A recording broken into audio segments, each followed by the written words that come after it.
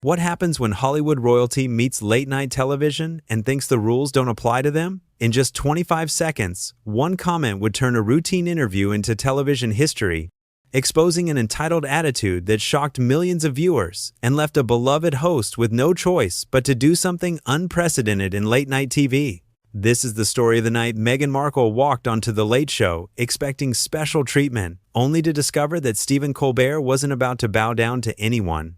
What started as promotional appearance quickly spiraled into a heated confrontation that had audience members gasping, producers scrambling, and security guards stepping forward. The cameras were rolling when it all went wrong. Every word was captured, every uncomfortable silence, every moment that led to the most dramatic ejection in late-night television history. Tonight, we're breaking down exactly what happened during those explosive 15 minutes that changed everything. From the moment Meghan sat down expecting royal treatment to the shocking moment she was escorted off the set, this is the complete story of how one guest pushed America's favorite late-night host too far. You think you know what happened?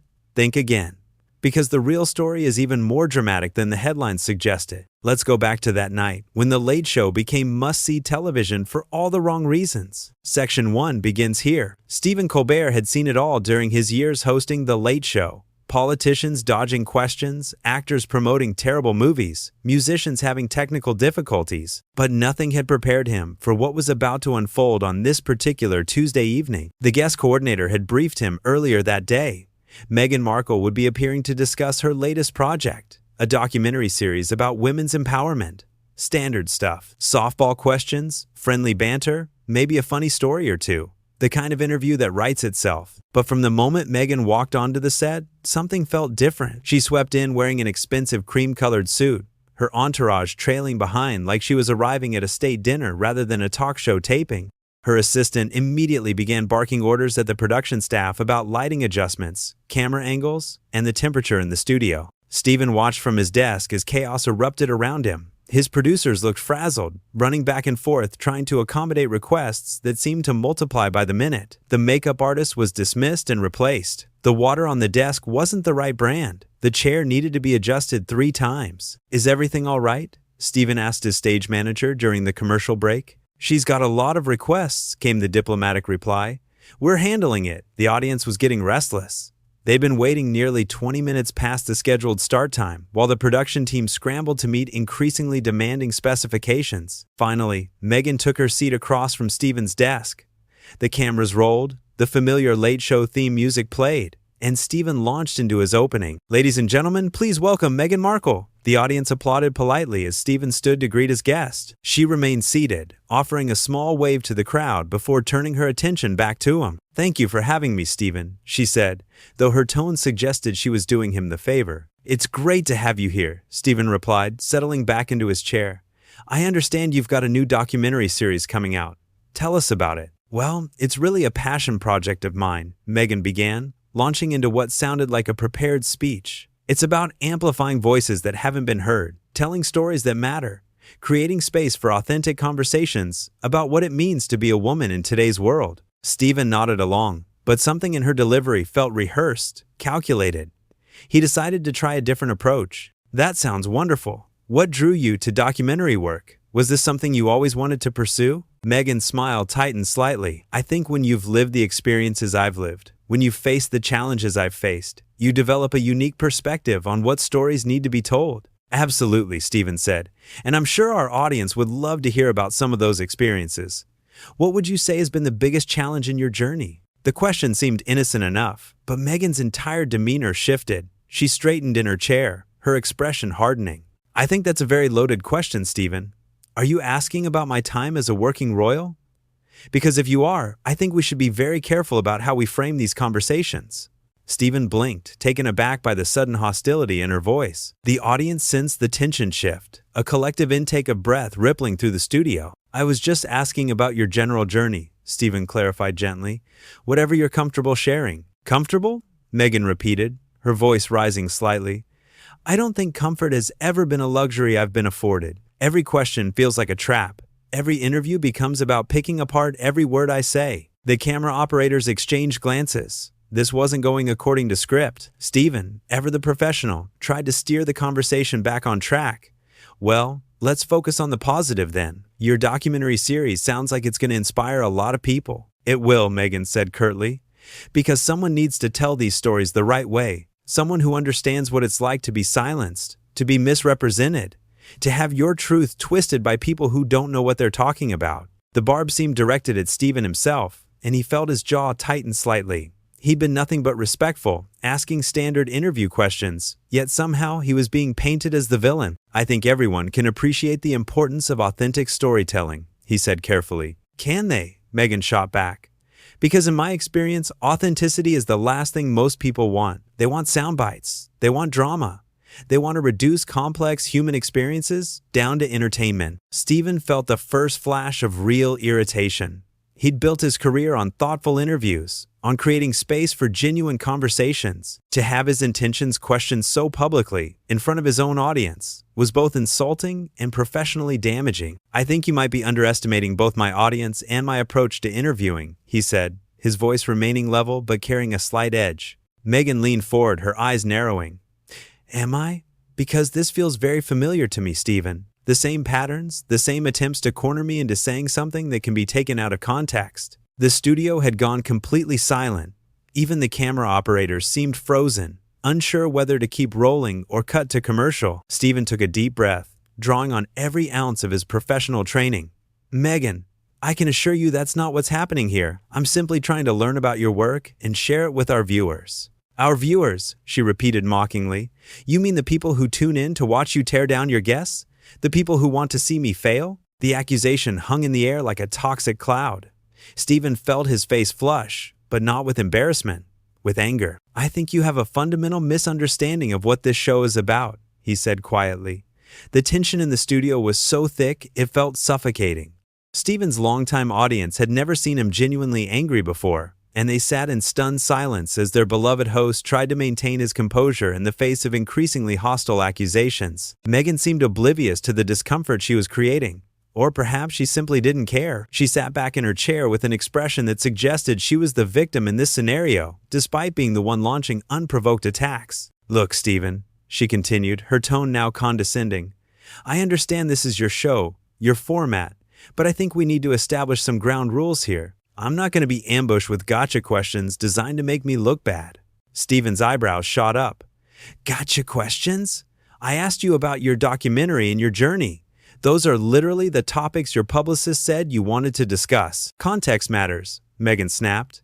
It's not just what you ask, it's how you ask it, when you ask it, the underlying assumptions behind the questions. The audience began to shift uncomfortably. Some were looking at each other with confused expressions. Others seemed genuinely upset by what they were witnessing. This wasn't the fun, lighthearted late show they'd paid to see. Stephen's producer was frantically gesturing from the wings, trying to signal whether they should cut to commercial or keep rolling.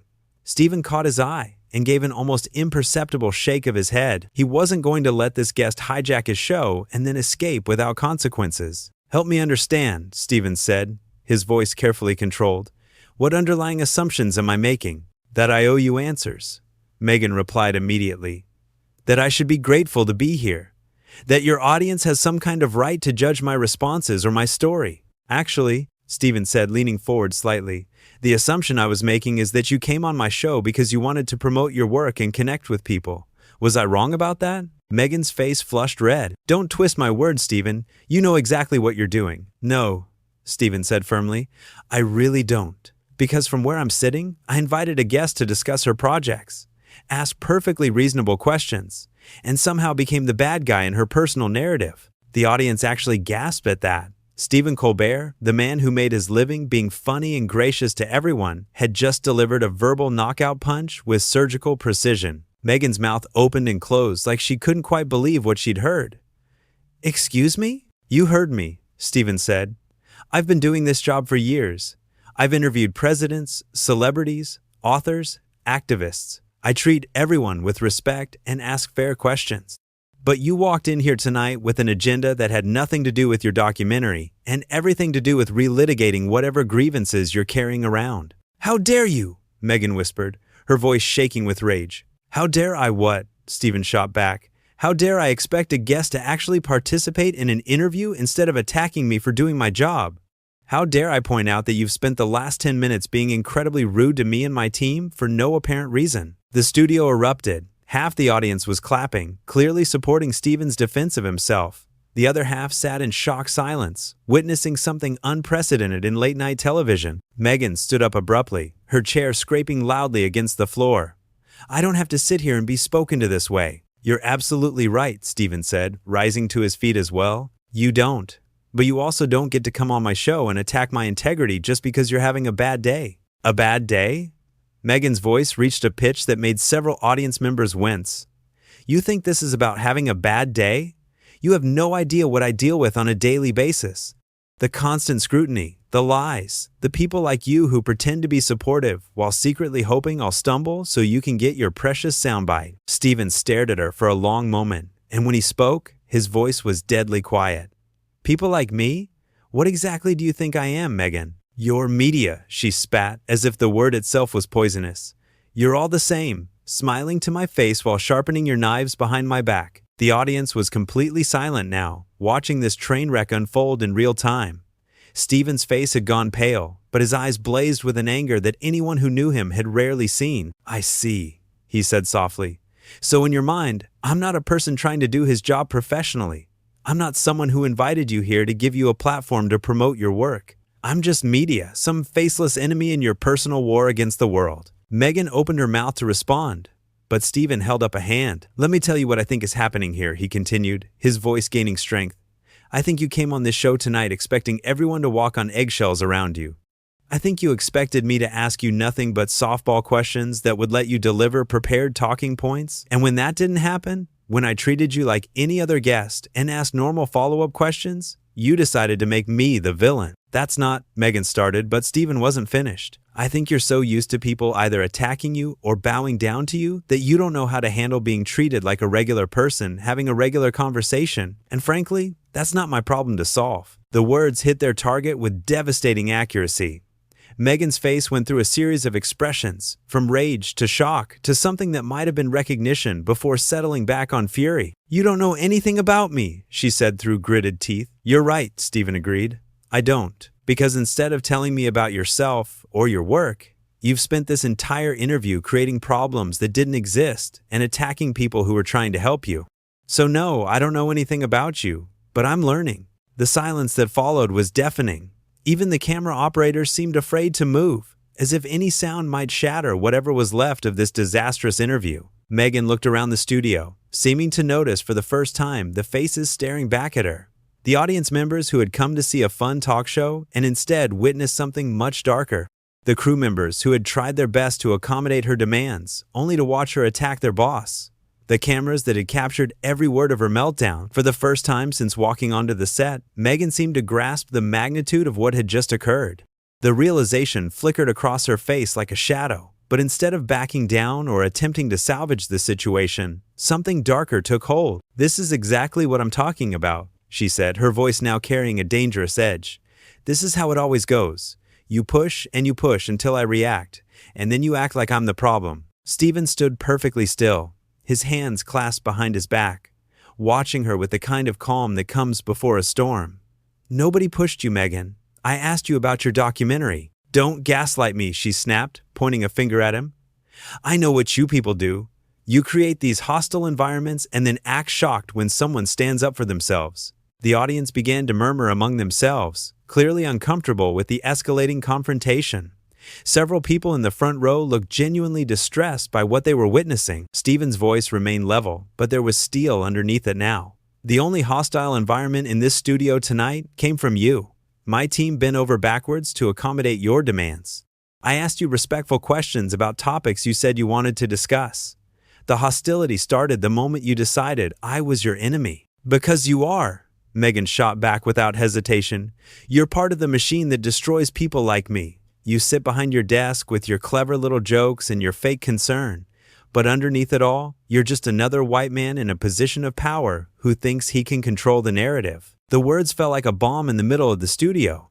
The audience collectively sucked in their breath, shocked by the sudden injection of race into what had been a professional disagreement. Stephen's face went completely blank for a moment, processing what had just been said. When he spoke, his voice was quieter than it had been all night. "That's really what you think this is about?" "I know what this is about," Meghan replied, crossing her arms. "I've been dealing with this my entire life. People who smile to my face while undermining me behind the scenes. People who expect me to be grateful for whatever scraps of respect they decide to throw my way." Stephen looked at her for a long moment, then slowly shook his head. "You know what the saddest part about this is? You actually had something important to say tonight. You have a platform, you have a voice, you have projects that could genuinely help people. But instead of using this opportunity to share that message, you decided to turn it into a personal attack on everyone in this room. Don't you dare lecture me about opportunities." Meghan's voice rose again. "You have no idea what it's like to have every word scrutinized, every gesture analyzed, every mistake magnified." "You're right," Stephen said simply. "I don't know what that's like. But I do know what it's like to try to do my job professionally while being accused of things I didn't do by someone who seems determined to be a victim, regardless of how they're actually being treated." The studio had gone dead silent again. Even the air conditioning seemed to have stopped running. Meghan looked around the room, her eyes wild, searching for support that clearly wasn't coming. "I want to leave," she announced suddenly. "I want to leave right now." "That's your choice," Stephen replied calmly. "Though I notice you're making it after attacking me and my staff rather than before." Meghan spun around to face him fully. "What is that supposed to mean?" "It means that if you were really uncomfortable or felt unsafe or unwelcome, you could have left at any time. But you stayed long enough to make sure everyone here knew exactly what you thought of us. That tells me this wasn't about protecting yourself. This was about making a point." "Maybe it was," Meghan said defiantly. "Maybe someone needed to call out what really goes on behind the scenes of these shows." Stephen nodded slowly. "And maybe someone needed to see what really goes on when a guest decides that everyone else is the problem." The comment hung in the air like a challenge. Meghan stared at him, her face flushed with anger and something that might have been embarrassment. The audience sat frozen, watching this unprecedented confrontation unfold. "I'm done," Meghan announced, turning toward the wings. "I'm not staying here to be disrespected." "Nobody disrespected you," Stephen called after her. "But you sure disrespected a lot of people tonight." She whirled around one final time. "This conversation is over." "Actually," Stephen said, his voice carrying clearly across the studio. "It's been over for a while now. You just kept talking." That final comment seemed to break something inside Meghan. Her composure, already hanging by a thread, snapped completely. "How dare you speak to me that way?" she screamed, her voice echoing off the studio walls. "Do you know who I am? Do you have any idea what I've been through?" The audience recoiled as if they'd been physically struck. Several people in the front rows actually leaned back in their seats, trying to create distance from the explosion of rage happening in front of them. Stephen remained perfectly still, letting her words echo through the studio before responding. "I know exactly who you are," he said quietly. "You're someone who came on my show tonight and showed everyone watching exactly the kind of person you really are when things don't go your way." Security guards had appeared at the edge of the stage, summoned by producers who could see that the situation was spiraling completely out of control. They stood ready but didn't approach, waiting for some signal about how to proceed. Meghan noticed them and her expression shifted from rage to something approaching panic. "You're having me removed? Seriously?" "I'm having someone removed who is screaming at me and my audience," Stephen replied evenly. "If that happens to be you, then yes." The guard stepped forward, not aggressively, but with clear purpose. Meghan looked around the studio one more time, taking in the faces staring back at her. The audience members who had come for entertainment and found themselves witnesses to a meltdown. The crew members who had tried to help her and received nothing but hostility in return. The host who had treated her fairly and been attacked for his efforts. "This isn't over," she said, but her voice had lost its fire. She sounded deflated, defeated. Stephen watched as she was escorted toward the exit, then turned back to his audience.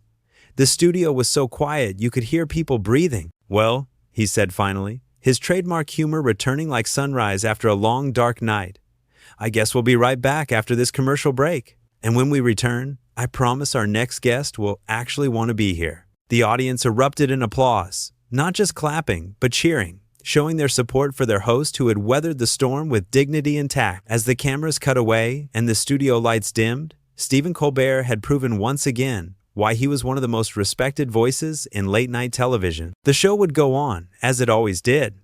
But this night would be remembered as the moment when professional courtesy met, entitled Fury, and professionalism won.